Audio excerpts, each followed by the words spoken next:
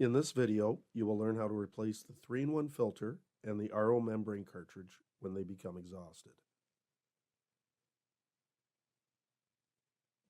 It is time to replace the cartridge when an indicator light above the respective icon turns from blue to red.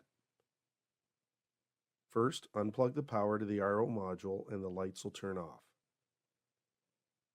Close both the inlet valve and the T-adapter valve to shut off the water supply to the RO. Open the faucet to release the water pressure. Remove the clear protective cover away from the RO module.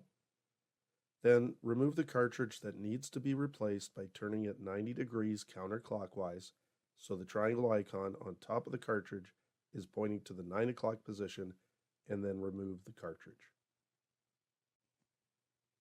Remove the wrap from the new cartridge, and with the triangle icon pointing towards the 9 o'clock position, slide it into the appropriate hole of the RO module, gently push the cartridge in, and rotate it clockwise until the triangle icon is pointing up at the 12 o'clock position. Repeat this same process for the other cartridge if it also needs to be replaced. Place the clear protective cover back into place on the front of the RO module. Close the RO faucet. Open the inlet valves to allow water to flow into the RO module. Restore power by placing the plug into the wall outlet. All 4 lights on the face of the RO module will flash 3 times, along with a beep sound. If no error is detected, then the system will automatically flush itself for 30 seconds and then water will stop running to the drain.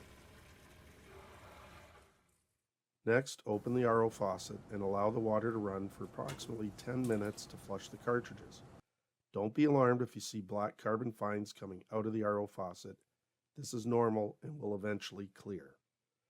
Check the system thoroughly for leaks, and if any are found, close the inlet shutoff valve and unplug the power and correct the issue.